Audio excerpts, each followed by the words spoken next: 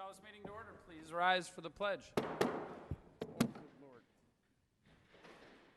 I pledge allegiance to the flag of the United States of America, to the republic for which it stands, one nation, under God, indivisible, with liberty and justice for all. All right. Thank you all. Could I get a motion to approve the agenda, please? I'll make a motion to approve the agenda with the following amendment. We will remove item 5.2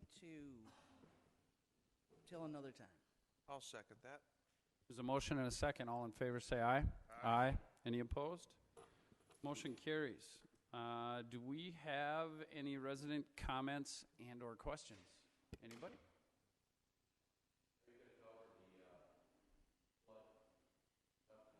Yes, we are. You're welcome. Let us now, is that what you're here for too, Philly Duck? Okay. Let's move on to Carver County Transportation Tax. Mr. Rob Gent. Notice how I went professional and said Mr. Rob Gent? Mr. Mayor. Hey, Lyndon. Appreciate that. Good to see you. Thanks for having me. We've got Commissioner Ishii here too to answer all the complicated questions. So we are at the county making the rounds to all our partners, all the cities, to talk about long-term transportation needs in the county and a couple of opportunities that we have in the next 20 years to improve specifically our roadway system in the county. So what I'd like to do tonight is talk about some revenue options that we have to fund some of our high priority transportation projects. Look at the reason why we're looking at these new revenue options, how the state and Met Council plans transportation in our county. We've come up with a list of high priority projects that we would like to implement in the next 20 to 25 years and how to do that. So in your packet, there should be a 2-page summary brochure that we've prepared, which talks about the issue and a potential solution. And then I handed out tonight some maps. There's 2 maps. They kind of look very similar in color, but one is 2017 to 2022 road and bridge plan. That's our capital improvement plan for the next 6 years. So 2017 is funded because that's this year's budget. And then the other 5 years, 2018 to 2022, the county share of the project costs have been allocated in our program. So I would say those projects are pretty well budgeted, but they do rely on some external revenue sources. And the other map is the list of these unfunded high priority projects. Speak for themselves. They don't have funding, but they are considered a high priority for the next 20 years. So with that, the legislature, 2008, I believe, authorized counties by a public hearing and a board resolution to implement a sales tax of 0.5% for transportation purposes, as well as a $20 excise tax on vehicle purchases. The reason the excise tax exists is vehicle purchases under this law, this statute, are exempt from the transportation sales tax. So the $20 excise tax, in addition to the 0.5% sales tax, is each time you buy a car, you would pay a $20 excise tax. Doesn't matter whether it's new or used. And that's currently at 10 right now? No, Mr. Mayor, that's the wheelage tax. Got it. Okay, all right. Thank you. So the proceeds for the local option sales tax can be used for specific transportation projects. Those can be transit or roadway related, capital improvement projects. They can be used for safe routes to school projects, and they can be used for transit operating costs.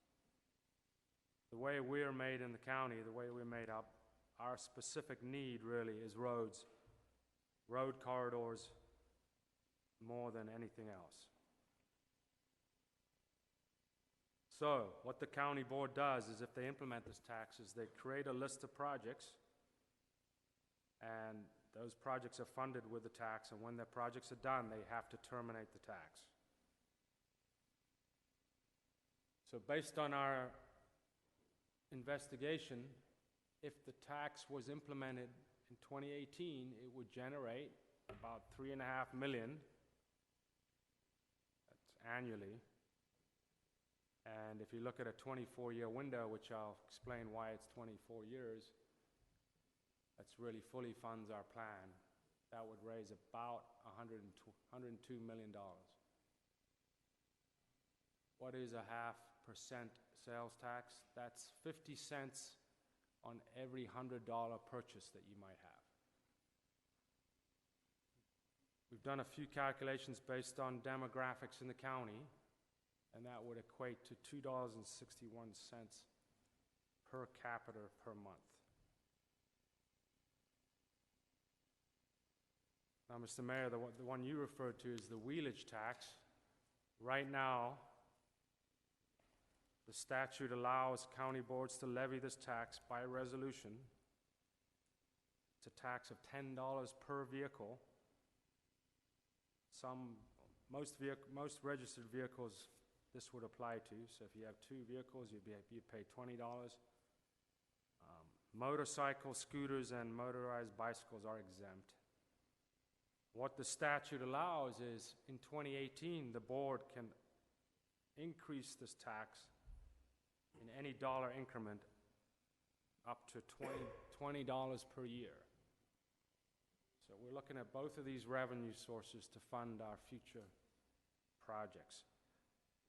Again, if that was implemented in 2018, that would generate approximately $880,000. That's the $10. So that we already have the $10 in play right now. The extra 10 would raise almost $900,000. If you prorate that out to 2041, which is the life of this plan, that would be $26 million.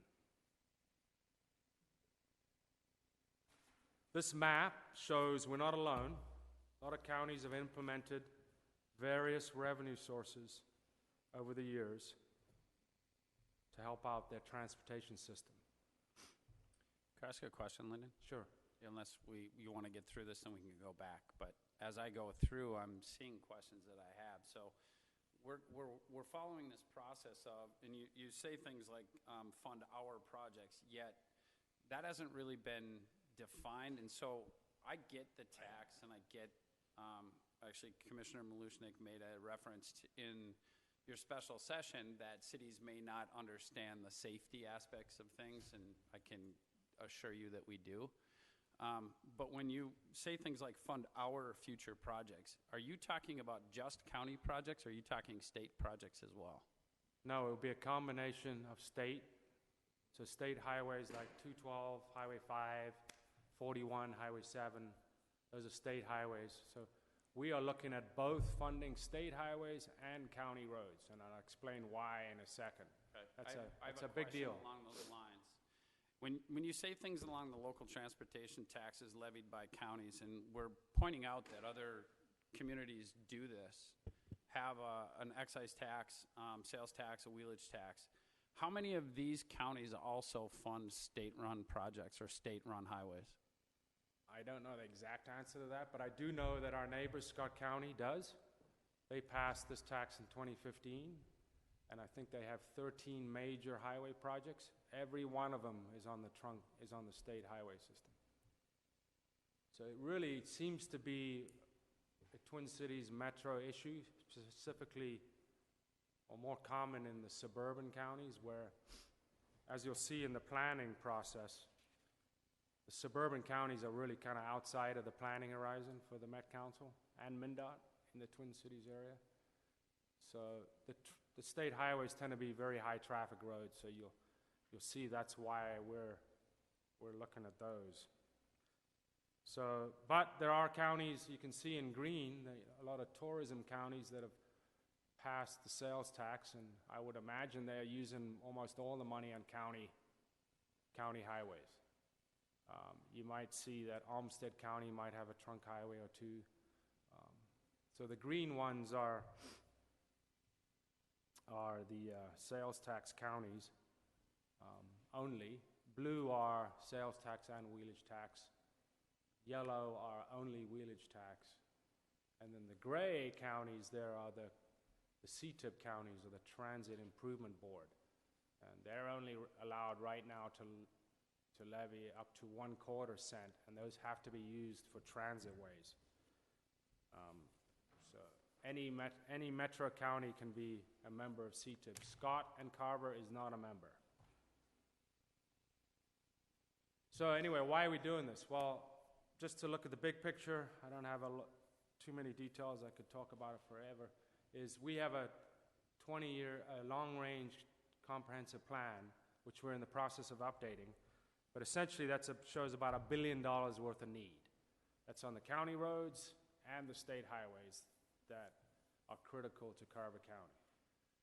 The reality is, in the next 20 to 25 years, our revenue projections are around $375 to $400 million. So there's a huge gap. It's about an $800 million gap. So the number is big. The plan is very visionary, but the way the transportation revenue outlook is now, we simply can't afford to do it. So what do we have to do? Well, we look at the state and regional plans. MnDOT, who's the state, they're in charge of the state roads, like I mentioned, 212, 541. They just finished their 20-year investment plan statewide, and they have an $18 billion shortfall just on MnDOT highways in the next 20 years.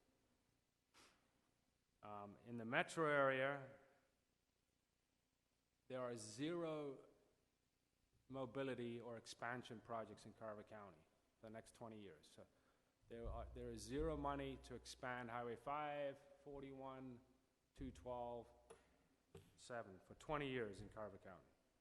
There is a map here that shows some green lines in Carver County, but those are overlays or preservation projects on the state highway system. So then you have the Met Council, who plans the Twin Cities metro area through the Thrive 2040 plan, and they have a corresponding transportation policy plan, which is part of Thrive. They don't have anything planned for Carver County either. The main highway investments in the Twin Cities are an expansion of the MnPass lanes. So Lyndon, just to reiterate, the Met Council's transportation plan has no plans within Carver County through the year 2040. Correct. Okay. Just want to make sure that that's... Yep, exactly. But they do have, because by federal law, they're required to do a fiscally constrained plan. So they got to project their revenue, and they got to fund projects in that revenue. They do have an additional revenue scenario plan where they'll look at, well, what if we get some more revenue? New gas tax, whatever it might be, more federal money. And what the majority of those funds are still going to go to expanding the MnPass lane system. There are a few interchanges scattered around that they list, and the 140 or CASA 44 interchange in Chaska is on the list. If there's more money, it could be considered. But that's about it. One thing that's actually on the list affects Carver negatively. Yeah. So but that's in the additional revenue scenario. Right. That's assuming more money's coming. Without any more money, nothing. Is the county still pushing for 140 expansion? The city, Chaska, is the lead, and is the county supporting that? yes. Okay. Yeah. I think it's in the bonding bill right now that's at the legislature. So what else does the Met Council do? They hand out federal funds in the Twin Cities area. So every 2 years is a competitive grant process. They distribute about $200 million every 2 years for transit, roadways, ped bike, safe routes to school. We submitted 11 applications this year. Majority of them were road projects. The only projects we got selected for was a box culvert in Norwood Young America, which was a Safe Routes to School project, and a safety project on County Road 40. All the road projects did not get funded. The reason I show this is this application process has changed in the last couple cycles. It's really eliminated a suburban county like us from contending for any of these funds.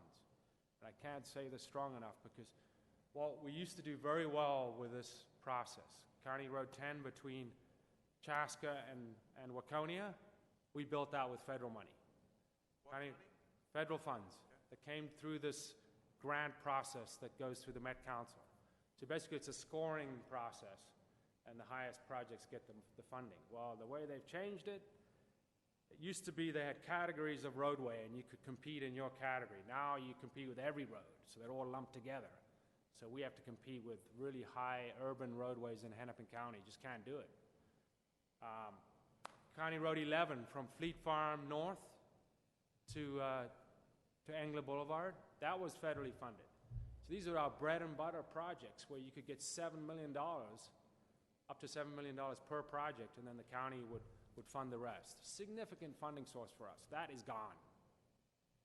It's gone for trails as well. We used to get a lot of federal funding for trails. So this is a big deal for us, a real big deal. So what does that mean? Well, to us it means the county, the locals have to take the lead. If we want to invest in our transportation system, we got to do it.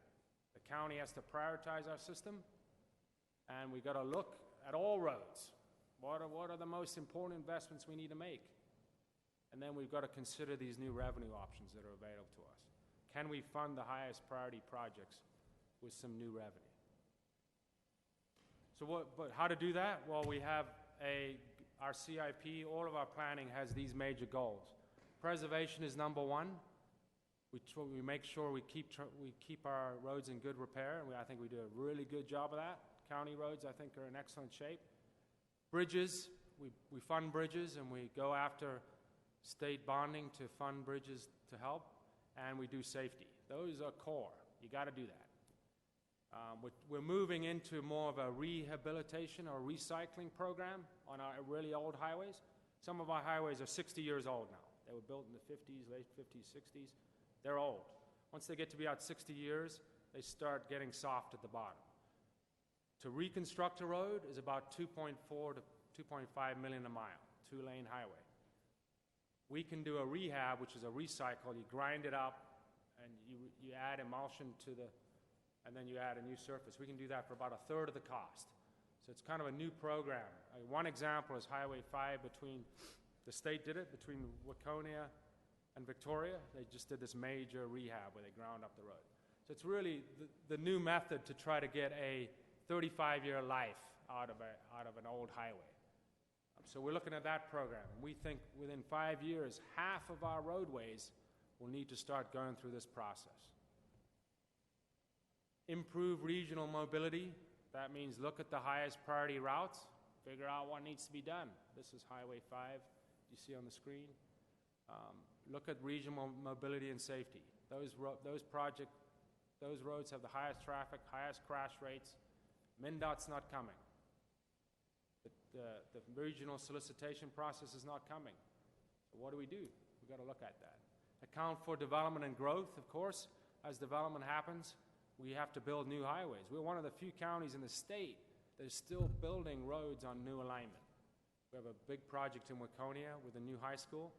We're building a ring road on the west side of town. So there's not very few counties that are actually still building new roadways. We're a growing county, we still have to do that. Improve multimodal connections. If there's a trail, a transit line, whatever on the roadways, those should take priority. Try to do things that account for as many modes as possible. And the one at the bottom, always look for outside money. So this, again, is the plan in front of you. This shows, it's really difficult to see on the screen, but it shows our 6-year CIP. And you can see there's a ton of projects there. And this is as good as it gets for the next 6 years. It's a good plan. Some highlights are, if you can see in pink, we are already building state roads. Yeah. 4112, that's a county-led project. That's from 212 up to Pioneer, really congested roadway. We went after the grants. It's not impossible to get this money, but you got to choose the right projects. And the right projects are the ones with the worst problems on them. 101 up the bluff, we're a partner with Chanhassen on that one. So we do state projects. As you know, we're the lead agency for 212, the whole corridor. That's not a MnDOT-run planning study. The county's the one doing it. We're the ones who applied for the federal fast lane grant in D.C. So we're already working on this stuff. The second map is, well, these are the projects that are unfunded. Oops, that one didn't work. So we're looking ahead 20 to 25 years, and you'll see there's a combination of pink or salmon colored. Those are the state roads. So you've got 212, Highway 5, 41, 101.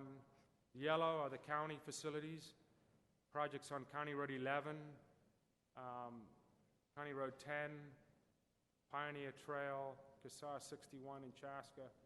And then green are these major rehab projects I'm talking to you about, where the roads, in this 20-year plan, all those roads are going to need some sort of recycling. So you add them all together, there's 22 highway projects, and then there's the green, which is the major rehab.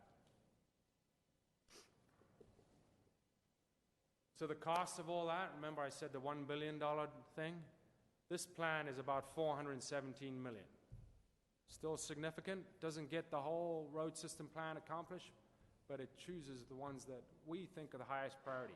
One thing I need to mention is that's part of our outreach here with you guys, every city, the townships, and the public, is take a look at the list. You know, this is the county's version. If there's projects that you think are important that aren't on the list, we'd like to hear about those. If there's projects you think are not important that are on the list, we'd like to hear about those. We just want to make sure we've talked to everybody about that and got all their input. The one we have, though, $417 million, that pavement program I mentioned, we already put a lot of money. We're already putting about $95 million of our own funds into our core system, preservation, safety, bridges. That's a set-aside. That's above and beyond this plan. That's stuff we're going to do anyway. We need another $20 million, about $1 million a year, $800,000 to $1 million a year to do this recycling program. County roads we've identified, $109 million. And the state highways, the big one, $268. Why should we build the state highway system? This is a question we've been asked everywhere we've gone so far. Well, again, it's a line on a map. The residents of Carver County, which roads do they travel most? 212, that's 41, that's the project we're leading in Chaska, north of 212. These are really important roads. The state will not invest in these highways. They're not going to add lanes. So that's why we have them in our plan, as simple as that. The other thing that's really important to mention is this money is seed money. The county and its local partners, we're not going to fund the 100%. We can't. But if we can commit to supplying funding to these highways, it allows us to have a much better advantage of getting grants from the state of Minnesota and the federal government. If we can say, we're in, we have this funding, and what we need is the gap, and that's really what we're talking about. So seed money is very important, and I have a good example of that. Our friends in Scott County, if you're familiar with 41 and 169, very congested intersection, dangerous, lots of crashes. They applied for, they passed the sales tax in 2015, and they committed to supplying county funds to that project. And when they did that, they got 3 other grants. They got a federal grant through the TAB process, the Met Council, for $7 million. They got a TED grant through the state, that's economic development, $10 million. And then they got a Tiger grant from the feds for over $20 million. So they won $40 million worth of money because they committed to supplying county funding. So that's one example of how to leverage the investment. Oops, I went ahead of myself there. So the revenue projections, this is what, we've looked at our plan, and to get to 417 million, it'll take 24 years. Again, there's a lot of variables. I mean, these revenues are projections. You're looking out 20 years. We're making assumptions. We're making assumptions on how much the state might provide, how much the feds might give us if we apply for certain grants, then we think we might be successful on these big projects, et cetera. The city has a share. So if you add all that up, non-county sources is still very significant, 195 million. Our own money, we're projecting 94 million of county funds. That comes from our share of the gas tax, county program aid, levy, the existing wheelage tax, so we're going to put a portion of that in, and that leaves us with 128 million. And that's what needs to come from these two sources. So that's 102 is available with the sales tax. Again, high-level projection, and 26 million available from the wheelage tax. So that gets you the plan.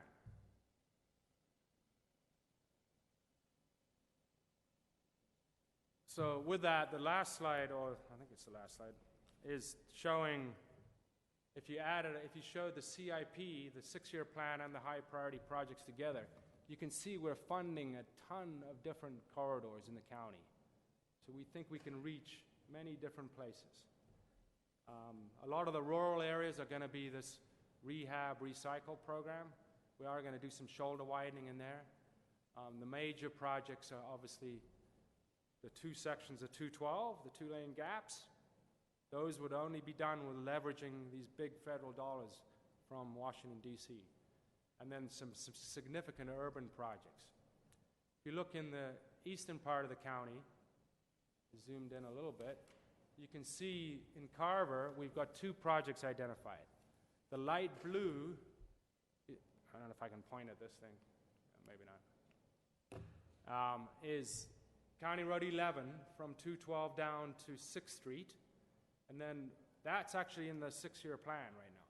So we're going to do a corridor study with you guys, figure out the phasing approach, what the design needs to look like. But we've programmed county dollars to do a 4-lane road there. So obviously there's work to be done on. So let me just understand this so that we make sure that it's clear. We have a transportation study that we've talked about at length. You have dollars set aside to actually fund the 4-lane if and when we need that? Correct. The county portion. Okay. Yes. That's a very good delineation. Yep. Which is a significant amount. You know, we're talking absolutely 80 to 85%.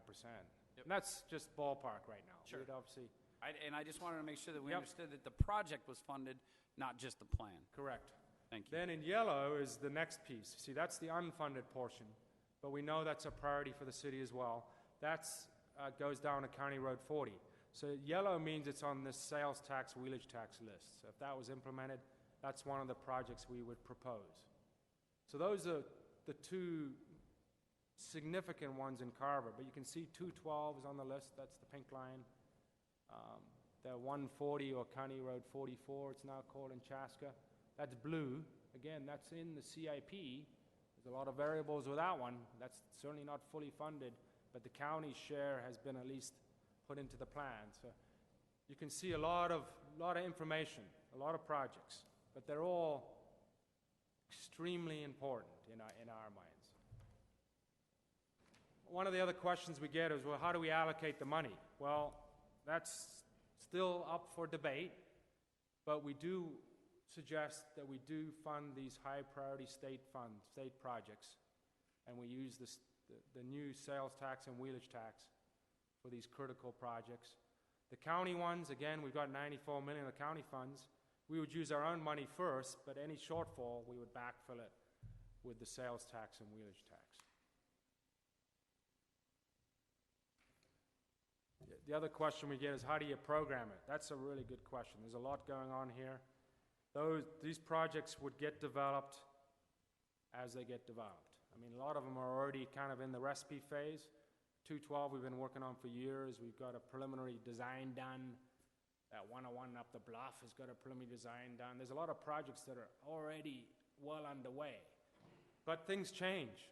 as we go through the scoping, we might come into a very serious constraint on one project where we need to shift, and maybe a County Road 11 moves up. And whenever our partners are ready is important too. So with a list that big, 22 projects, it's hard to say which one exactly will get done first. But we're going to look at that. What this does allow us to do is fund studies and start doing preliminary work, figuring out which ones are going to get ready first, buy right-of-way ahead of time, which is a significant issue. If you're not tied to a specific date, you can buy right-of-way, negotiate it. So there's a lot of advantages to controlling your own funding source. And every day that goes by, it gets more expensive. Yeah. So some of the next steps, and this is a draft schedule. It's certainly not firm, but this is what we're looking at today. We're obviously in the public and city township feedback phase. We have created a website. Actually, I can click on that. Does this thing work as a mouse? No? Oh, okay. Not quite that advanced. Anyway, you can launch that website, and we have some information on there, and we have a public forum where people can go in and make their comments, and we really would like to see that from folks. And But keep them clean. yeah, keep them clean. They all come to me, so I'm Note the to moderator. So we're going to continue to meet with local governments and organizations. The goal is to get feedback on the list that I mentioned by March 1st. So I'm going to be sending a letter to all the cities and agencies and saying, look at the list, give us your feedback. If it works out with the locals, we'd like resolutions of support. The board would definitely would like that. And the schedule here is another work session with the county board on March 28th. If everything works okay, the earliest time we would do this public hearing, again, you need a public hearing to adopt a list, would be April 18th, and then the earliest adoption would be May 2nd. Again, it's not set in stone, it's just what we're... So that's about it, Mr. Mayor. Well, I appreciate that, and I do have a few questions, but I also want to preface it with, you guys do a bang-up job. Very, very well thought out, and I think the world of you, Lyndon, in terms of finding funding, describing exactly what's going on, and I don't find that anything is ever hidden. Sometimes you have to look for things, but you're very upfront and very good at what you do. That leads to my questions, and the first observation I have is that you have 22 projects of unfunded high-priority projects. And at my first blush, I've got 13 that are state projects, over half. So my first question is a political question, and that is the goal, yeah, turn around, they always put you in the hot seat, the goal is to get a resolution of support from the corresponding cities within the county, accurate? Randy at his last meeting said that he's for this and he's gonna vote for it, essentially. He seconded the motion at the transportation. Odd way to do it, but so Randy's for it. Have you made up your mind at this point? I'm leaning towards support of it, Mayor. I'm not completely made up my mind. I mean, we've got a good friend across the river that Tom Wolf is a county commissioner there. Very conservative man. He has 7 townships like myself. He has 3 cities where I have 5 in our district. Absolutely no way was he going to ever support an increased tax in Scott County. They went out and about and we received letters of support from every township, every city.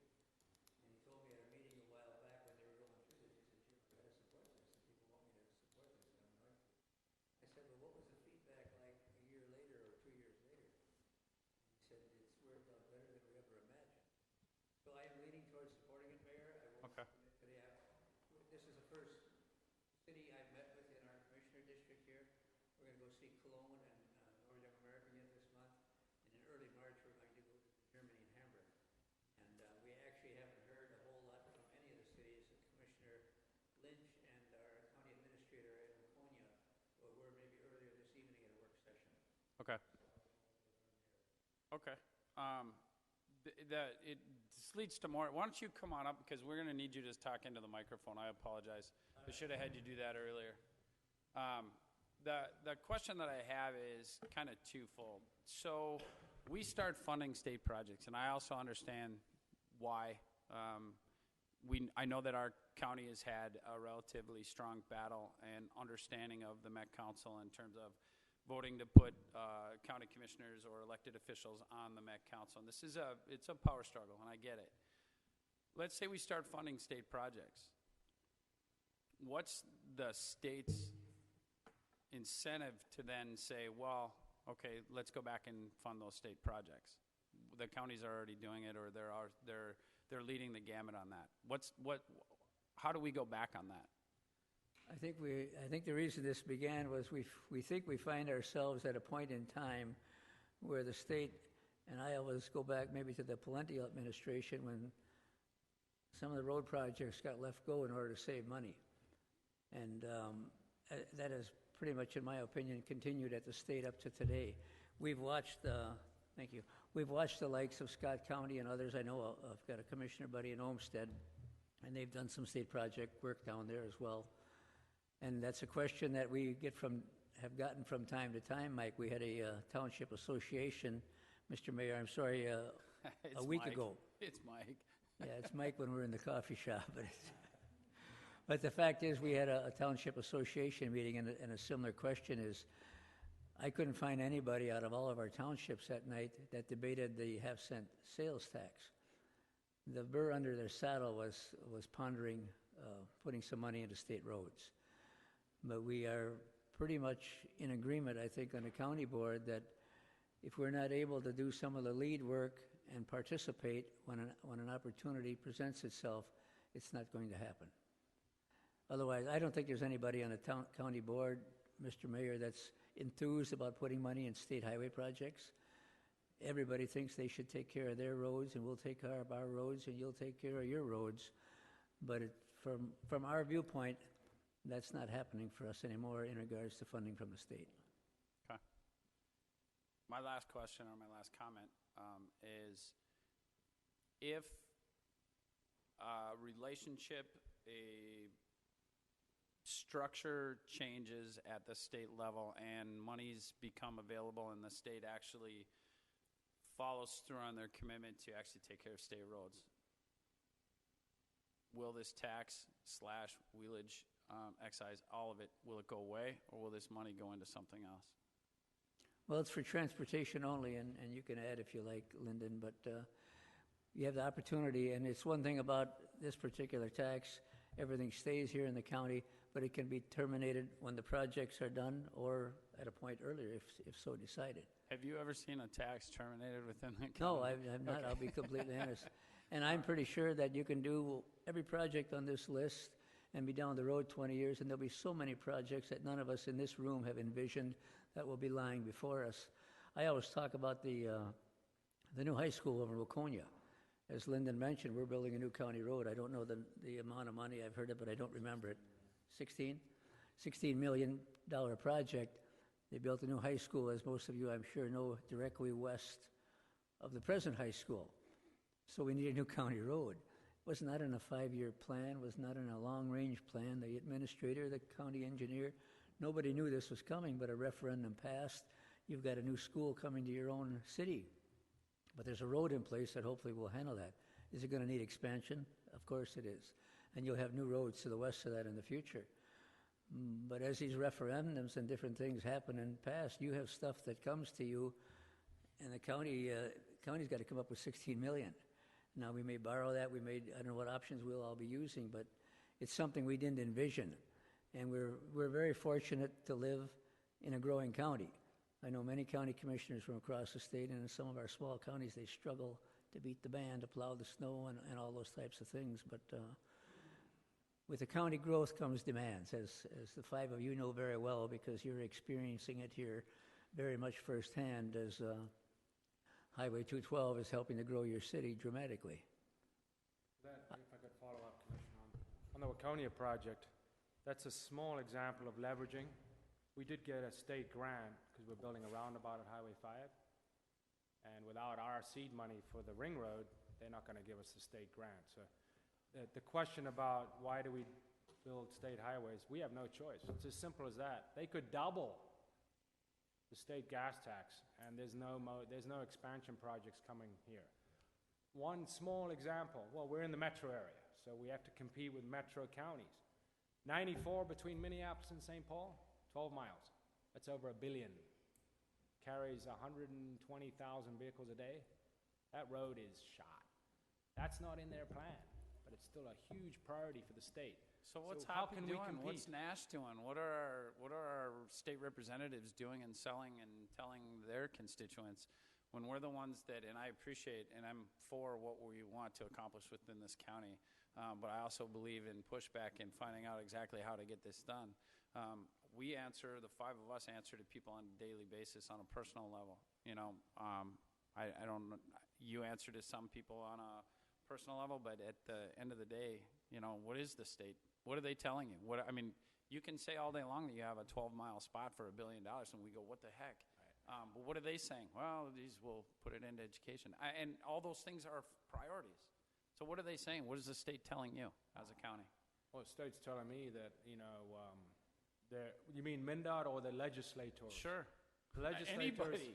you know, right now think that the money can be diverted from other programs into the state account. They are looking at a sales tax on parts to fund transportation. I don't remember how many hundreds of millions that solves, but it's still simply not enough. The reality is they still have their prioritized plan. We might get some trickle down.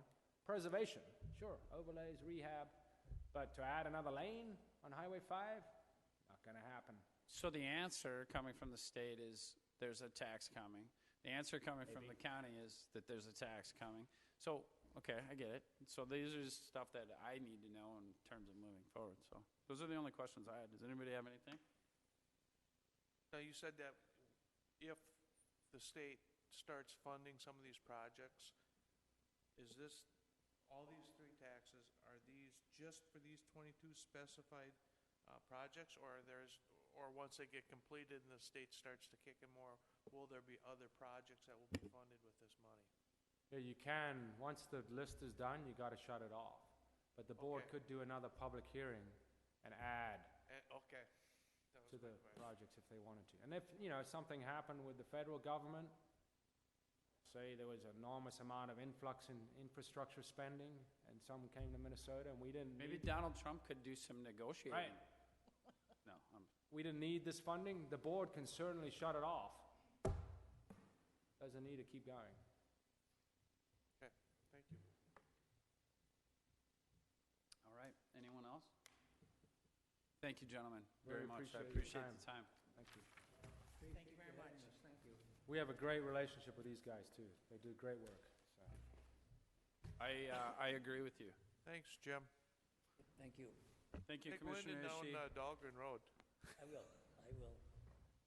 All right.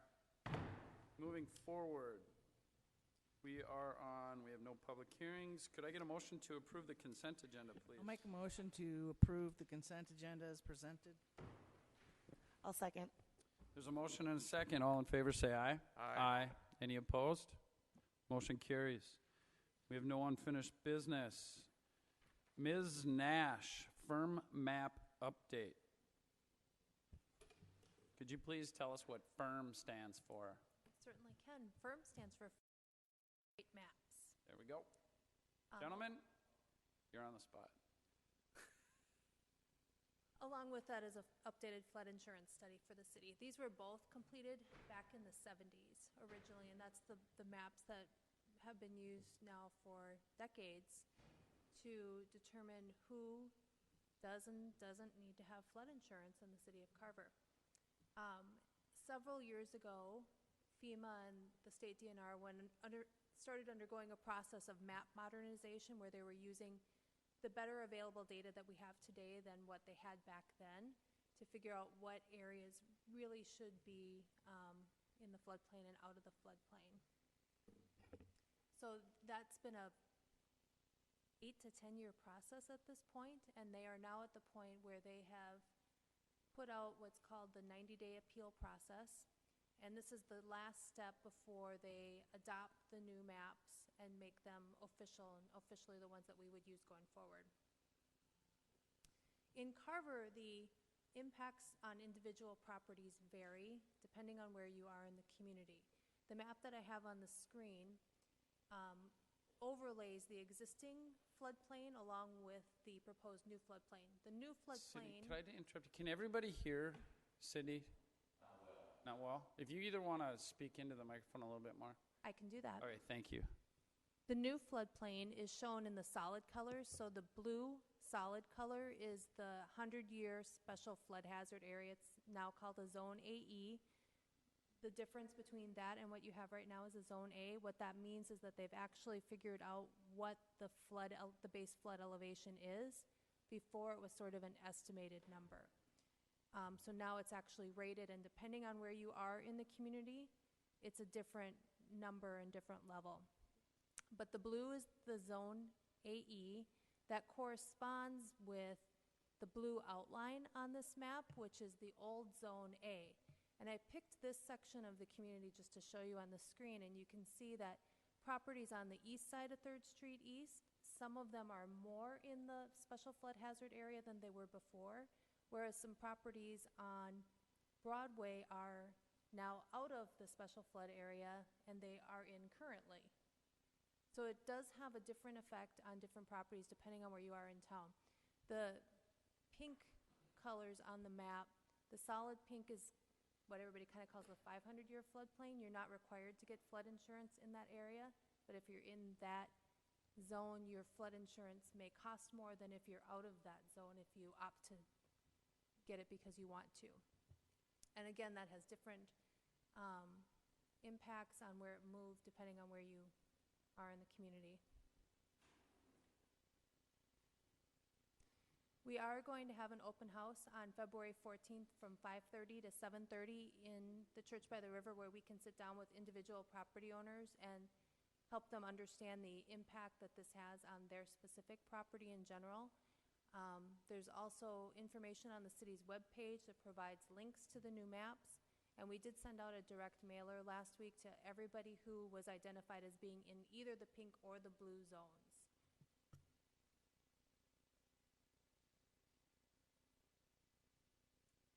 And then FEMA has an interesting appeal process.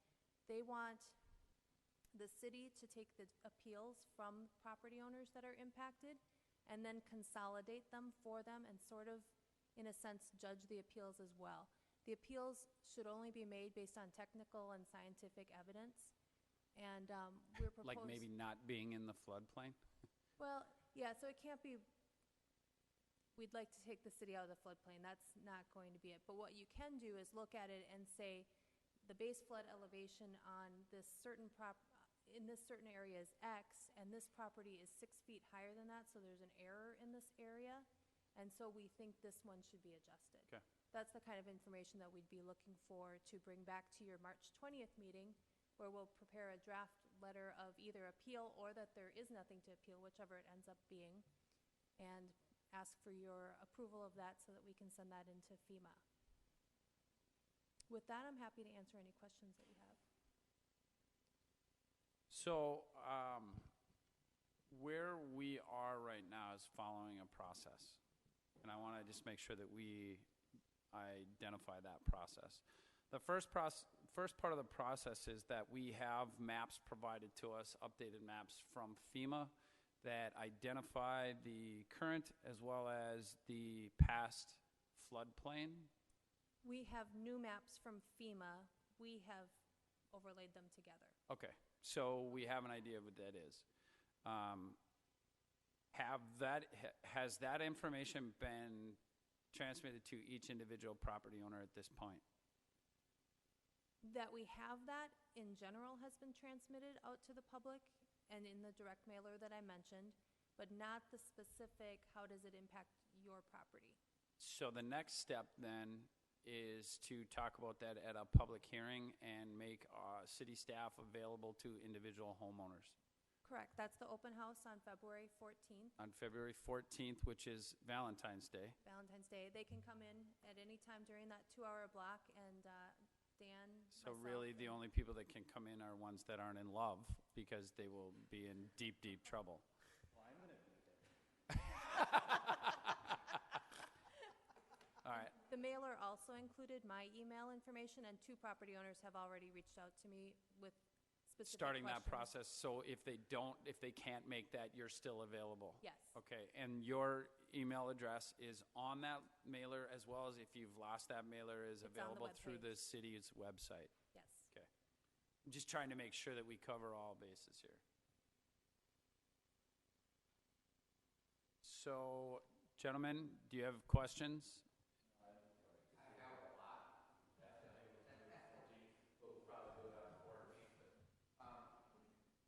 Could you come up to it's for I mean, I don't want to remind you that you're on camera, but But you are. but you are. Doug Weber, and I'm actually not a resident of the city, but I own All right, well, thank you. No, I'm kidding. a house at 308 Main Street. Okay. Blake Kraus, I currently reside. I'm sorry? Blake Kraus, I currently reside there. Right on. So, if I heard right, it was Could you 10 put years that? ago they started this process? Thank you. Correct. And when did they start giving data out? They have put out data periodically over that time frame. I think the last time they sent the city any data was in 2015. Okay.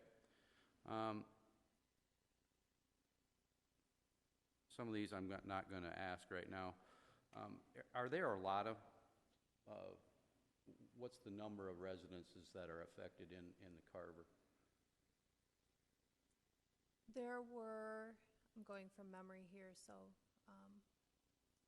approximately 170 properties that we mailed out that direct mailer to. They're not all completely, they're all impacted by either that blue or that pink flood area that's shown on the map.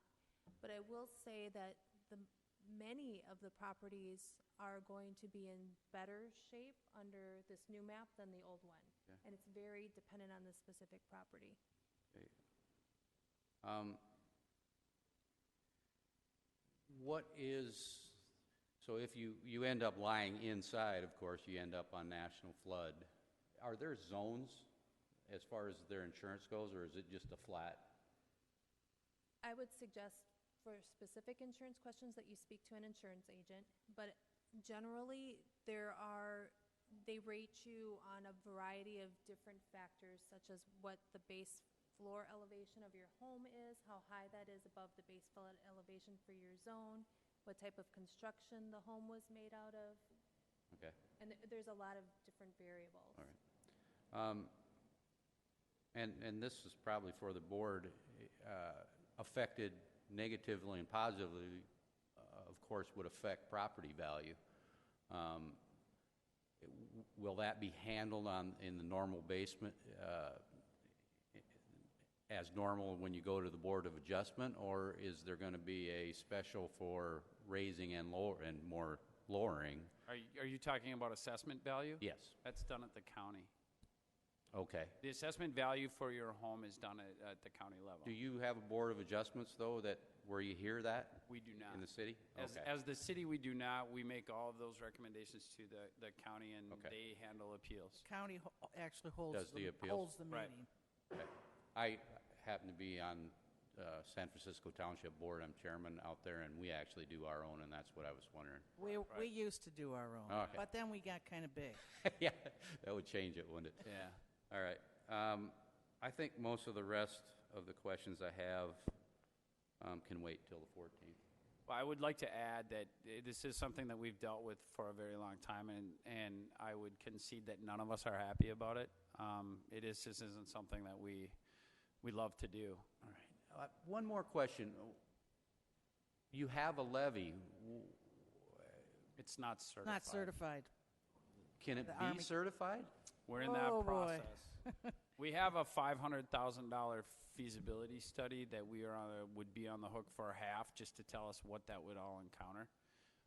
We don't know where that would go or what it would cost to update, if at all, to the certified. That's a whole, that is a can of worms.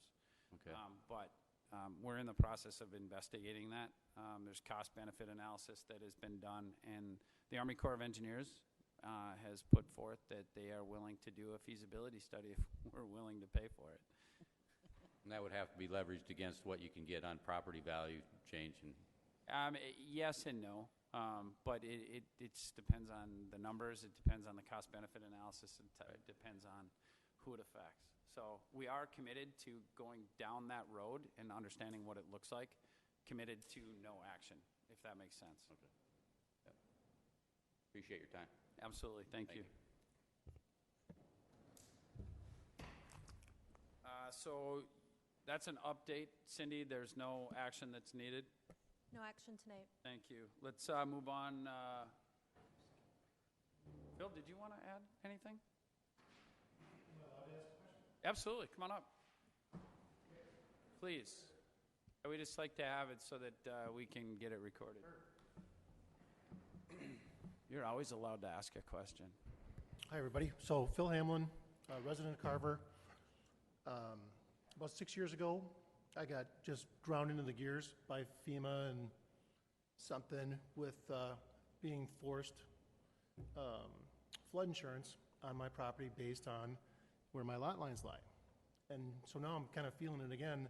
But it looks like it's almost like I got to deal with the city this time, not FEMA. And I'm wondering how the city is inserting itself between me and FEMA. And I'm feeling like I'm going to go through this process again, and there's a chance it could cost me, money to get out of it one more time. Last time it cost me almost $1,000 to get a surveyor to come in, survey my house and my lot lines, file some paperwork with FEMA. So we're just kind of wondering, how's the city getting in the middle of it again? Did Good FEMA insert us there? So FEMA's process is that either residents can appeal based on scientific and technical data directly to FEMA themselves, and the city can't send a letter then, or if the city is going to send a letter, we have to consolidate resident So we appeals can't into send a letter ours. on behalf of one homeowner. If we send a letter, it would be on behalf of everyone within the city that has a question or an appeal on the FEMA process. We can't, not even based on one owner, we can't just send even a general letter without consolidating, That's what I mean. yeah. So that's how we insert ourselves, and that generally, we do have some data at our disposal that can assist in some cases because we have access to the county LiDAR data with the 2-foot contours and some other information that might help frame up some of these appeals in a more scientific and technical manner. Had we not sent that letter, was FEMA going to reach out to the individual homeowners, or were they They just going don't. to stumble upon it? They put 2 notices in the Chaska Herald back in December, and they put a notice in the Federal Register, which even fewer people read than the Chaska Herald. It's laughable, but it's not funny. And the reality is that my wife and I purchased a condo in St. Paul in Union Depot on the 4th story, and we have to have flood insurance because the piling on the far south landing of Union Depot falls within the floodplain, and it's over a block and a half away. I have to have flood insurance on the 4th floor. Okay, well, we can cover this at the bar later, or we can cover it right now if you prefer, but you purchased it when that condition existed. I bought my house in 2002 and moved in. In 2006 is when my jacket got caught in the PTO valve of FEMA, all right? And it took me a couple of years to figure that out and spend $1,000 and get out of it. Here we are. I'm speculating, Phil, that you could probably, if you still have a copy of that survey. I don't have the survey, but I've got the letter that I gave it to Cindy. So, and it looks, there's a chunk of my lot that's smaller than this table that I'm sitting at that lies within it. And I saw Tim Craig's house in there too.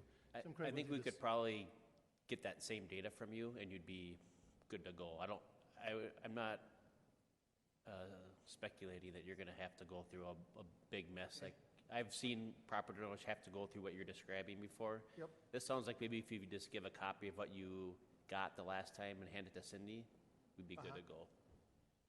All right, and I apologize if I'm letting my anxiety show, but No, You're fine. You're fine. We're actually on your side. all right. Thank Stay you. dry. Cindy, I have one question for you. So when they are looking at how they're rating this, is it strictly based on your elevation, or do they factor in previous flood history? Do they look back at that, and does that factor in at all? That I'm not sure. You'd have to talk to an insurance agent who specializes in that. For I- FEMA, for when they do their rating? Oh, for this? Yes, for this. No, Do this they- is based on a technical flood insurance, it's a hydrological kind of model that they use. Okay. And they, because the levee isn't certified, which obviously does impact actual history in Carver, but because the levee's not certified, they don't consider it to be there, basically. Right, I was just curious if any of the past flooding history factors into their decisions on where this goes and where the lines are drawn, or if it's just strictly based on your elevation and, I guess I can't answer that with certainty. I can try to look into it. okay, thank you. Mr. Mayor, Council, one of the things that, not just Mr.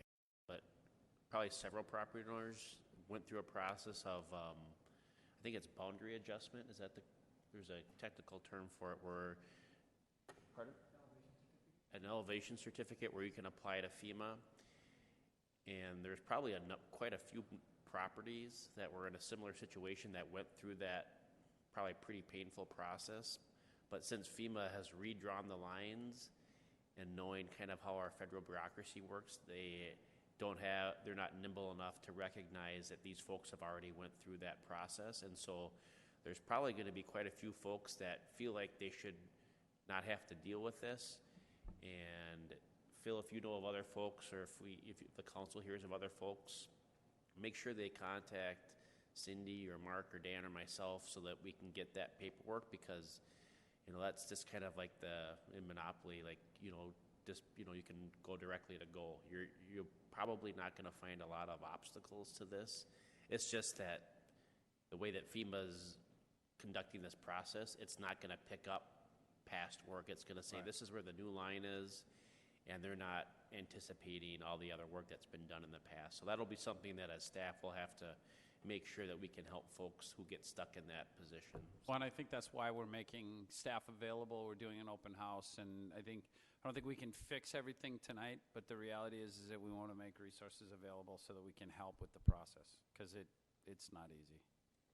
Is there gonna, for the open house, is there gonna be a format that is able to be videotaped, or is it truly gonna be just more casual and less presentation? No, the intent is to be more casual, to make ourselves available so that we can open up the GIS system and Take a look look. at individual property owners and answer their questions and look at how it affects them. Yep. Okay. So it's truly You're going to be there, locked-in. Dan. Cindy, you'll be there. Who else will be there? Mark. Okay. All right. Anything else on firm map update process? Let's move on to annual facilities maintenance report. I am not observing Mr. Skoke. Thank you, gentlemen. Thank you, Mayor and Council. Brian is sick, so I'm going to be filling in. Public Services recently conducted their second kind of annual inspection of structure and safety maintenance related to our facilities. They've annually gone through buildings to look at long-term maintenance needs. But over the last 2 years, I've really tried to specify and kind of drill down on some significant structural issues, considering what occurred recently at Village Hall. And so you can see in Brian's report that they reviewed 17 of the city's facilities. They're listed. In some instances, they've also contacted 30 third-party vendors to look at those buildings. They didn't report any significant structural issues. There are long and short-term maintenance needs for every building that's within the Public Services work plan that they have addressed and that are integrated into our annual budget process. But as far as significant issues, there was none inspected or reported. Happy to answer any questions. If I can't, I'll relay them to Brian and bring back to a future meeting. Are we keeping any kind of a checklist so that we can make public that kind of the only example I can get is when you walk into a restroom, somebody's initialed that they've checked out the restroom. I mean, are we keeping a list of such a man? That is a really bad analogy. terminology, but Yeah, I mean, Brian has a work plan that has all those Perfect. items listed. Okay. So this is what you're seeing in your packet is essentially a summary. You know, if Got it. the council had a certain interest in a certain building, we could certainly break that part of it out and bring it back to you and say, here's the report on the church by the river. We could certainly do that if that was an interest. Well, and I just wanted to make sure that that was available and an option, that we had a scorecard, if you will. What did you want to add, Mr. Pistolka? Yeah, No gum? nope. Okay. Brian has a really nice form. It's kind of like a home inspection form that shows Brian has a nice form. all like electrical, plumbing, framing, roofing, things like that. So it kind of lays it out really nice where they can sign off if it has plumbing or all these things. So yeah, no, it looks it works good. Perfect. Thanks, Mark. All right. Let's move on to 9.3. Mr. Boyum, Ironwood Park Field Lighting. Thank you, Mayor and Council. Do they teach you to say that at engineering Usually school? say sometimes it's honorable, Mayor and Okay. Council. All right. I just Let's said, not get carried away. so back in November of 2016, the council authorized us to prepare plans and specs for field lighting at Ironwood Park. And after that date, there was various meetings with the school district because we were working through the actual power location and where'd be the power source to feed the lights. And after those discussions, the school got back to the city in January saying, yeah, we can tie into the transformer that is right next to the elementary school, and that does help in savings for the city on this project. So the plans reflect a 6-pole layout for the 2 southerly multi-purpose athletic fields. The 6-pole layout has an average of 30-foot candle lighting. That means on average, it's going to be 30. And in general, that kind of meets the requirements that we've checked in with the supplier that kind of gives some of this information. And I went through with Brian some of the other fields in the area. There's like Wayzata High School has their fields that meet the 30. Caswell Park in North Mankato. Great. Yes. Great softball community. Great. Many games. Great facility. Maybe the best in the country. Woodbury, Bielenberg, and Chaska High School. So for other soccer fields that don't have it, like if you had a whole bunch of bleachers and stuff on a field, then they might go up higher than the 30, but this meets that standard. The estimated cost for the lighting is $275,000 to $300,000. Staff look back at your park dedication fund and know that right now there's not enough money, I think, to pay for that. But by the time we reach the end of 2017, we're anticipating having those funds. But there will be an interfund loan until that fund is replenished. So Dan, I don't mean to interrupt you, but I want to make sure that we make very open what the funding source. This funding source is Park and Rec, or Park Dedication funds. Correct.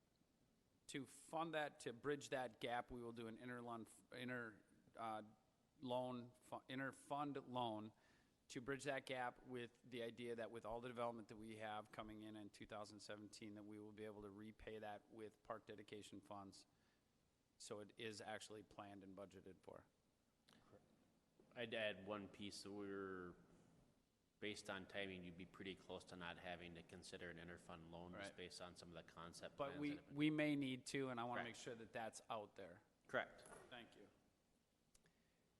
And so we do have we list here what the motion is, but we'll go to the next slide that shows just a picture of the site. To fill it out on the TV screen, it's a little wider than what it See you, bud. Sorry, I had to say goodbye. So it's a little wider, so it looks wider than what it is. But yeah, this is showing the location of those 6 lights. We're also, by feeding it from the transformer, this will help the future irrigation pump and the well pump that is being done to irrigate the fields. So that little location where we're putting by the future shelter areas where that will feed those future irrigation and well. I'll speak Thank you. more into the mic. So with that, we can answer any questions, and after the questions, we'd look for a motion from the council. Does anyone have any questions for Mr. Blam? This How one many? before. Oh, Nope. sorry, gosh. Christie was first. Thank you. This one might be more for Cindy or Brent. So when we are funding this with the park dedication funds, I'm assuming this wasn't initially in the plan, that there might have been an amendment to the plan to have this go through. If not, in any case, were any other projects pushed back farther because we decided to fund this one at an earlier date? We haven't Or- decided to do that yet. Thank you, Cindy. Okay. Since we are considering this. So the park dedication study did contemplate lighting for this park, so it's, park dedication certainly an eligible use for that. As far as timing and phasing relative to other potential uses of park dedication funds, I don't know that the council has updated a CIP for the park dedication, for park improvements, basically, recently since this new park was being proposed. So that is something that's on the list to do this year, and we'll be looking at that later in the budgetary process. Okay, thank you. Ms. Monroe? I just, how many lights are there for $300,000? 6? There's 6 poles, and then on each of the pole, I'm listening to Dan. there'll Thank be you. 8 lights. So the 2 8 lights on each pole? yeah, and then Oh. the 2 center poles will have 8 lights shining, to the east. And it's lighting 2 fields. right. Okay, thank you. And these are not the LED lights, correct? These are Correct. These are metal halide lights. Yeah, the cheaper ones. the less expensive. And in the future, can we still use these same poles to upgrade to the LED lights if we so desire? Yes. Okay. What is the current balance of the park dedication fund?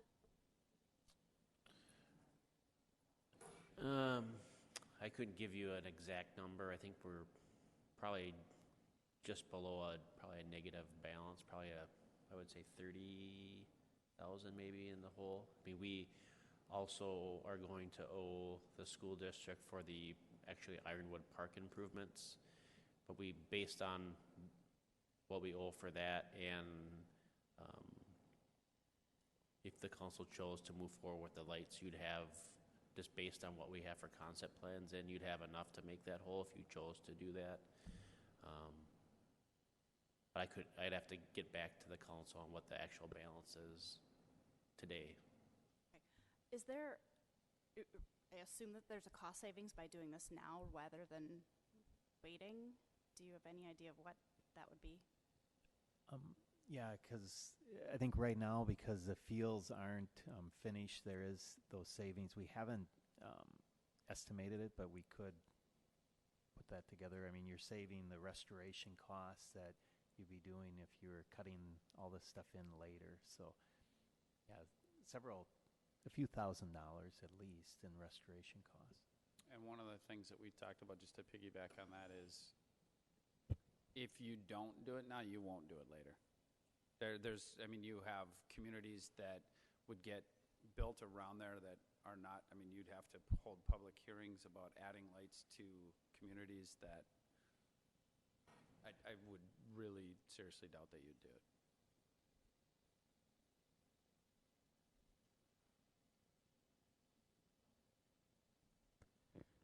Dan, I have another question.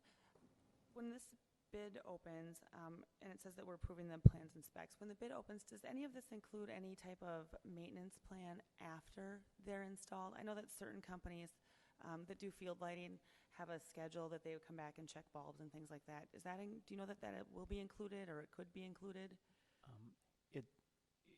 I would say that there is probably some initial startup, but if it's, I'd have to double check on the maintenance part if there's a, for the first 2 years or something. Okay. So let me check on that and maybe get back to Brent and he can let everyone know. Okay, thanks. Any other questions? If you give me a second or two, I can give you a balance on that park dedication fund. Say, Dan, when the school allowed us to set up in that bank, how much was it, that savings? Well, I think when the city was meeting with MVEC and who supplies power in this area, to put another transformer in could have been, in that 25,000 range, I think was a rough number. And so that was definitely a benefit.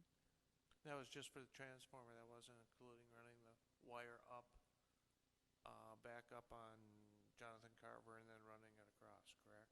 Yeah, and I wasn't, that was one that Brian was at that meeting, so I apologize. I just remember the discussion of 25, and if that included some of the wiring and the transformer, I'm not sure.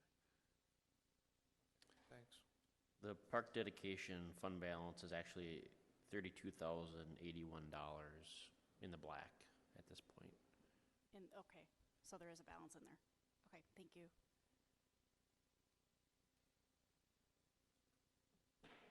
Any other questions, comments?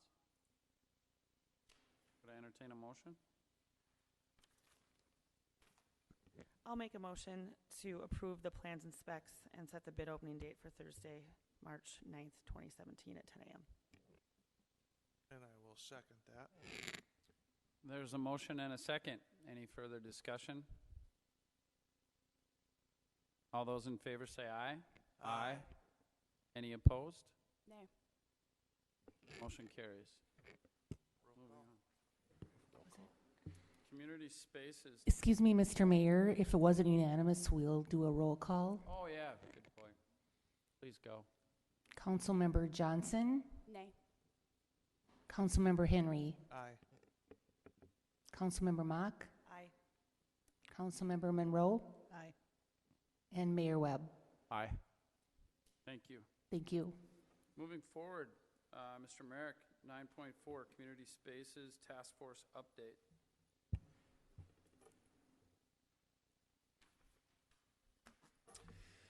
Thank you, Mayor and Council. At your next council meeting, Cindy McCleary with Leo A. Daly will be presenting the final task force report on community spaces. And so tonight, staff would like some feedback from the council on a communication and engagement plan for that as a kind of in preparation of that final study report. As most of you are aware, I'm sure all of you, as any subject comes up, the process and the communication and transparency is oftentimes as important or more important than the actual topic. And so wanted to attempt to get some buy-in and collaboration from the council and really the community on how we're going to lay this out. And so we thought, rather than jumping into that, it would be appropriate to just discuss where we've been and how we got to where we are tonight. And so last February 11th, a decision was made to close Village Hall based on the condition of the roof and some structural issues. At your first city council meeting, the city council received a structural report from WSB going through a variety of detail. And as we go through this process, if there are some of these documents that you find that to be critical, we can certainly bring those back to future meetings or provide those in different spaces for residents. The following meeting, we went through an opinion of probable costs, looking at ideas to repair on a temporary basis for some short-term and long-term needs. And that kind of flowed into what I called some hybrid scenarios, where some folks asked about what would happen if you take out the gym and make that into city hall offices. And that was really a key point, at least for staff and I think for the council, because we started talking about various layers of how community spaces should be used. And all of the scenarios involve, frankly, significant amounts of money and investment. And so that's where kind of the impetus for a proposal from Leo A. Daly came, was instead of looking at all these pieces, because one of these things, since a lot of folks use that community space, I think it's human nature for a lot of folks to have different ideas of how that space should best be used, whether that be an existing space or a new space. And so Leo A. Daly came in and said, okay, we'll facilitate a task force process to bring in residents to talk about what the needs have been, what the needs are, and what the needs will be going into the future. And so when the council accepted that proposal, it was around 18,000. So there's some more detailed information in your packet. But we spent May and June kind of developing that work plan, getting Leo A. Daly integrated as far as what our current facilities were like, what the issues were involving Village Hall, and then soliciting volunteers for the task force. And then rolling into June and July, we had a task force. Group 1 was essentially community leaders, so Carver Lions, the churches, CCYBSA. We asked the Fire Relief Association to have a member, Funky Minds. It was really what I'd call kind of the core user groups of Village Hall. Task Force 2 was members of the City Council, and then 2 volunteer members from each commission, so kind of the internal guts. And so each of those groups met separately for a period of time, and then as the process went on, they ended up joining forces. But as you can see, the first meeting was a vision and goals, getting to that, what do we want these spaces to be, and kind of getting into the needs assessment. Going into August, got it into space types and locations, and the council's aware, and there's a map actually on the city's website. There's about, I think, 15 or 16 different spaces throughout the community, some downtown, some on County Road 11. We lost something here. Some on County Road 11, just looking at different options for the community to look at different spaces. So some would have involved a redevelopment process, some involved repairing Village Hall, and then some involved new buildings. Let's give us a second here, we'll fire this up.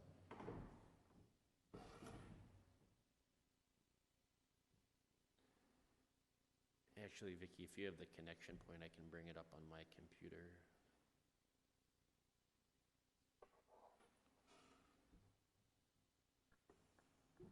Who's our internet provider?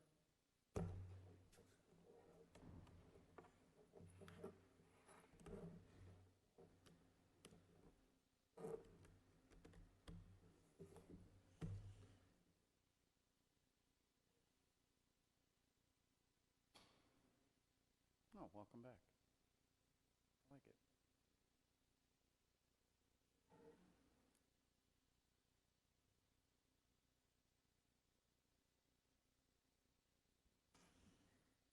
Thank you, Vicki.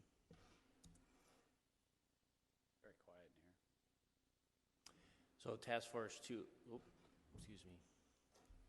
So that second Task Force meeting got into those space types, locations, some pretty creative processes that Leo Daly facilitated, where they had different images of buildings and spaces and uses from like magazines or different kind of media sources.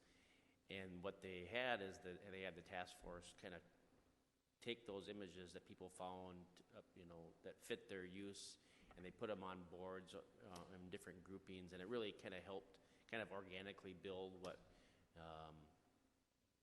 Leo A. Daly needed to kind of envision what the community wanted for these spaces. And I think Cindy McCleary will do a really good job of explaining that process in some detail.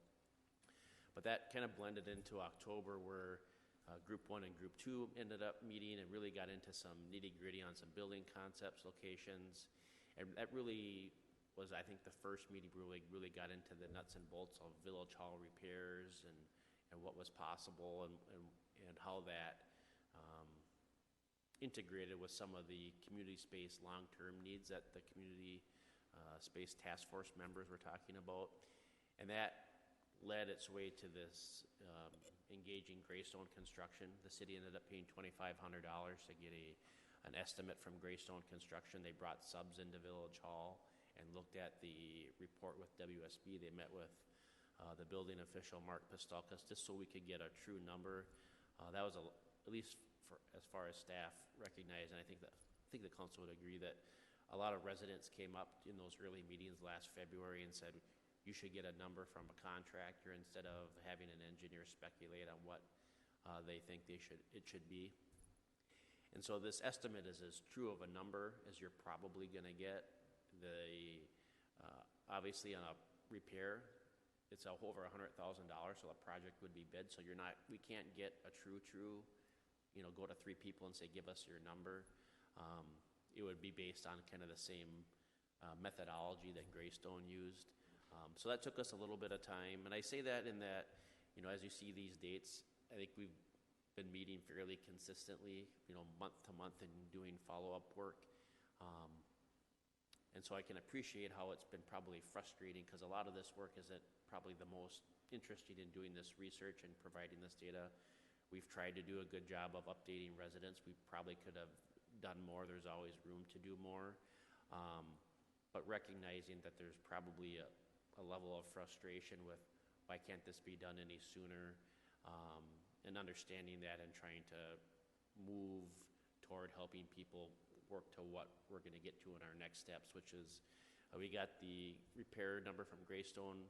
We included that in our last task force meeting, which was a couple weeks ago, where Leo A. Daly went through the space concepts, location review, and how those integrated with vision and goals. And we talked a little bit about, frankly, resident engagement strategies. And so that's what we're doing tonight, is getting to this communication and engagement plan. So before I get into those specifics, just want to check in with the council if kind of the timeline is what you remembered, or if there's anything that you think is significant that should be at least discussed before we move into the next step. I think it's a very spelled out summation.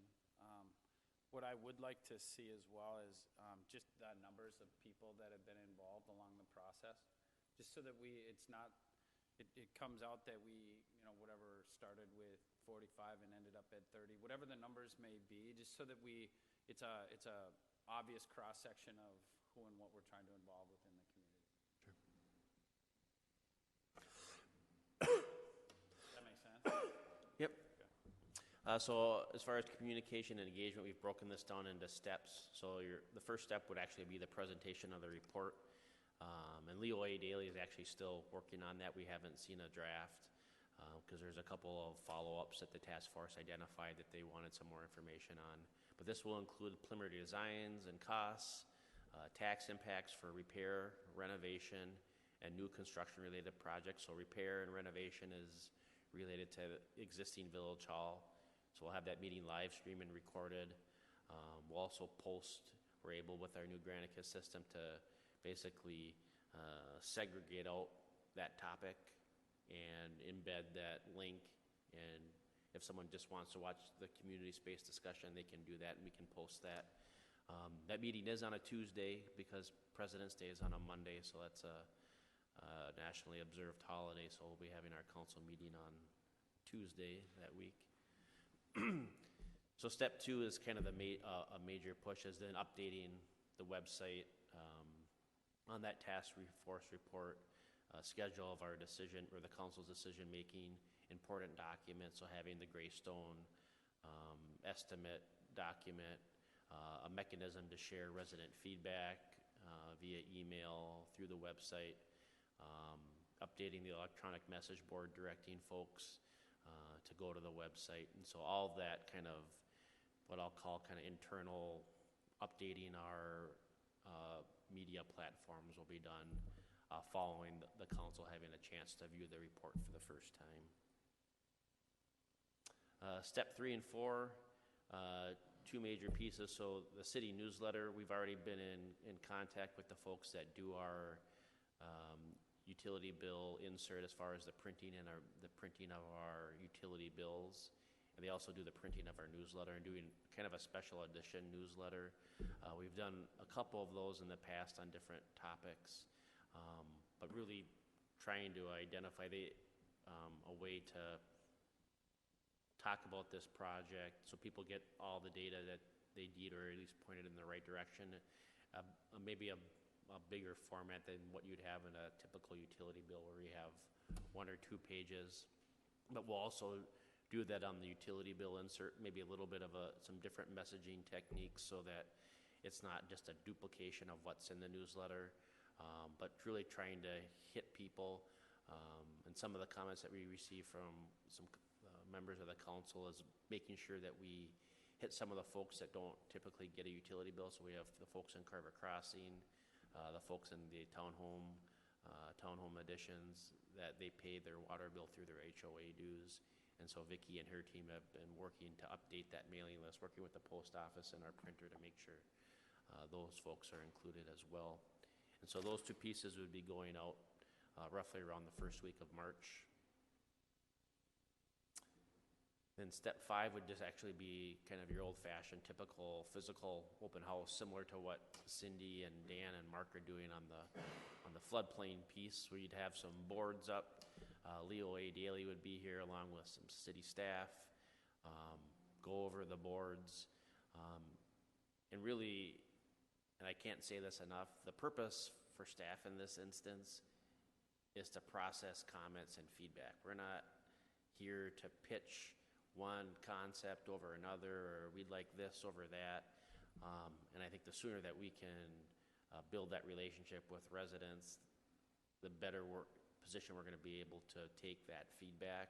Because there's not a right or wrong answer as far as staff goes. It's what the community wants, or ultimately what the council decides. And so we'll collect comment cards, and whether it's a comment that supports a certain concept or opposes a certain concept, we're going to be agnostic as far as what people's positions are in that instance. But that's been scheduled for Monday, March 13th.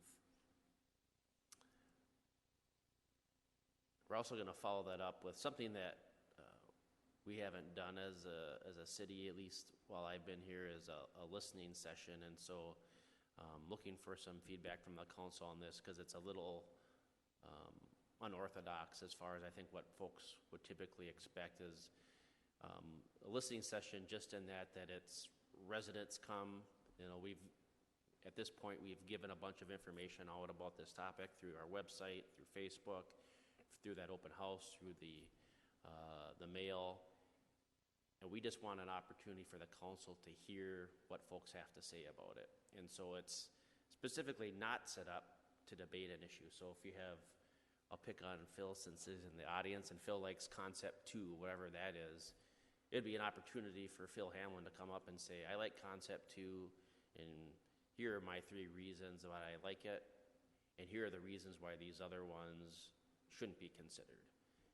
And then the next person comes up. But I think because people lead busy lives, and they maybe get involved with the decision maybe later on than what we'd prefer, this gives them a chance to know and feel confident that their position's being listened to and the decision's not being made that same night.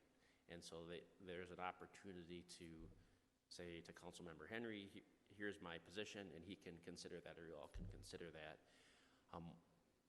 What I think might be frustrating for some folks is, because I think human nature is sometimes we can all be impatient, is they're going to want to know instantly whether or not the council agrees with their position or not. And it's ultimately up to the council if they want to share that outside of that setting. The way that we've designed it is to not have the council give any feedback, just to take notes, take that feedback and consider it. We feel like having a structure where there's an interchange is going to end up being a debate session on one topic over the other, or one position over the other. And frankly, it's going to end up drawing out where you could have 1 or 2 folks kind of dominating the council's time. Now, this is our draft, so if the council prefers it to be another way, we're open to that. But We're also proposing to then live stream and record that listening session, so for folks that can't make it, they can participate, at a time of their choosing. Maybe someone has a question.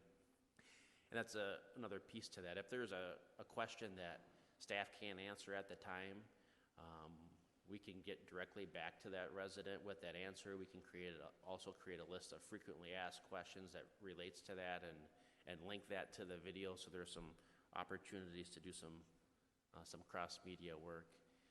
Then again, so we've had that listening session at the end of September. It's an off Monday from the council's regular meeting schedule.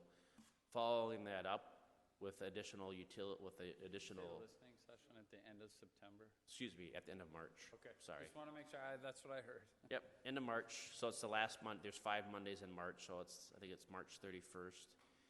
You do that utility bill insert again. But I think a key step that we added late, and we're really frankly happy with, is that listening session follow-up. So the council has a opportunity, so after you've heard all that feedback from residents, especially at that listening session, what information do you need to make a decision based on that feedback? So if there's somebody that brought up a point that hasn't been considered throughout the process, you're like, well, staff, I'd really like to have estimates on this, or I'd like to know how another city does that, or Dan, I'd like to have you take another look at some components of these infrastructure costs. One, I think it gives council the opportunity to kind of publicly have that discussion, but I think it gives residents an opportunity to see you formulate your decisions and go through that decision-making process. And then that finally leads to step 9, where, you get to a point where you can make a choice on a preferred option. It doesn't mean you have to make it on April 17th. You could say we still need more time based on a variety of factors, but if you chose a preferred option, that would be the impetus for then staff to create, in essence, an action plan to get you to that preferred option. So if that was to repair Village Hall in a certain way, it would be to have, Dan's team or hire an architect to do plans and specifications to repair. If it was to build a new building somewhere, all the things that go along with that, we'd create action plans for each one of those tracks, or the track that you said was your preferred track. And, there's, based on what you choose, there's a financial bucket that we'd have to prepare for you. There'd be a, planning design function. There's all different types of pieces, and so we're really trying to segregate that process from this decision-making process on a preferred option. So that's our first stab at it.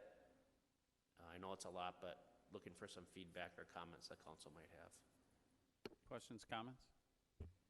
I would say I like the idea of the listening session. I'm glad you included that.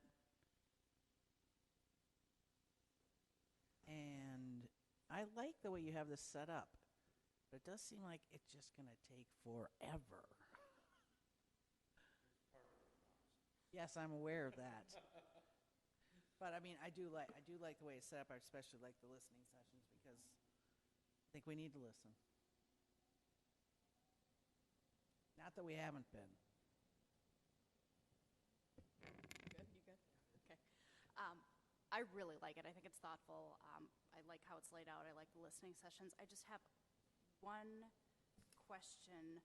For the folks, kind of the residents who took part in task force group number 1, would it be possible to send them an email so that, since they participated in this and were kind of part of the decision-making group, would it be possible to somehow notify them before they see it on the website or before they see it on social media? Notify them of get them the report in advance? Yeah. Yeah. The same message that's going out, but just to that smaller group before it's... Be more specific with it. So are you saying the task force report or this engagement plan, or both? Well, so step 2 is information that we're pushing out on the website and social media. So what I'm thinking of is whatever is getting pushed out on the website and on social media, sharing that with them before they see it on via social media and think, I was at all those meetings and I'm learning about it just like how my neighbor is. Sure, yep. And then my other question was for step 7, the utility bill insert. I'm sure you said it, but how is that going to be different? Is that just more of an update versus the other kind of hard copy stuff that gets mailed out earlier in the process? I say this without having spent any time working on designing it, but Yep. my idea is that the utility bill insert is more what I'll call signage. It's like you need to check out the website. Here's some basic information. We have these 5 options, and here are these 5 options. Here's if you didn't want to get involved with this at all, and you just wanted the absolute basic information, that will have it.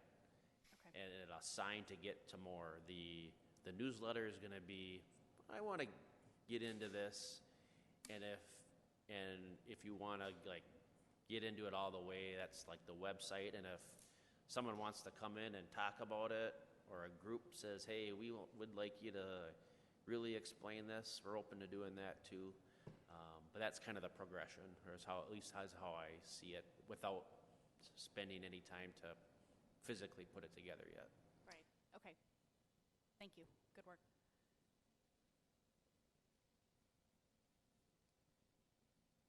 Anyone have anything else they'd like to add? All right, we don't need any formal action on that, just kind of a guidance of thank you. Let's move on to number 10. City Council Communications. We've got Carver Lyons and Christine Long. Thanks. I just wanted to mention the Soggy Bottom. We hosted the Soggy Bottom Golf Tournament down at Riverside Park on January 28th, and there's a few thank yous in order. One, obviously want to thank the Lions. It was a fundraiser that we did there, and any of the volunteers who came down to help us with that. The Public Services Department, they were great and helped getting the park ready for us, and we appreciate that. And then the Fire Department, they spend their day down there making sure we're all safe and monitoring our bonfire and things like that. At our last meeting for the Lions last week, we did identify 4 different groups that we were going to donate the money to. We did donate what we fundraised that day, but we also did add a little bit out of our Lions coffers as well. So we gave money to St. Jude's, the Lindahl family. There's a nice story there. The Lindahl family, their daughter has medical issues, and a number of years ago we raised money for her, and then in return she wanted to come back now and raise money to give back to St. Jude's, which helped their family out so much in the past. So that was kind of a sweet story there. We gave some to the Susachek family. They also have a child with medical issues, and then donated to the fire department. So again, thank you for everyone and anyone who was there and helped out or raised it. Monroe, anything? Well, actually, us 3 and Brent attended the Carver County Leaders Meeting on January 24th, where we heard Lyndon Robgent's presentation that we had tonight, so we really know it now. And what else? Oh, a new chair and vice chair was selected. Lynn Ayers will now be the chair. You know, when you're not there, She wasn't there. that's when you get elected. And then Steve Washburn is the vice chair. And I think the next meeting's April 4th, but I'm not positive. Lynn Ayers is a city council member in Waconia, and Yeah. Steve Washburn is the mayor of Watertown. Yeah. That's all I got. Johnson? On Friday morning, I attended the Southwest, Metropolitan Transit Thank you for that. Association, yep, and heard Lyndon's presentation for Wow, you and really, the second time. you really know it. Did you see my lips moving when he was saying it? I got it memorized. I'm good. It's good. So that was really insightful. And then a couple weekends ago, I went to the League of Minnesota Cities Newly Elected Leaders Conference down in Mankato, which was really, really, really useful and helpful. Good. That's all for me. Got nothing. I have nothing. I'll make a motion to adjourn. Second. Motion and a second. All in favor, say aye. Aye. Aye. Motion carries. Thank you.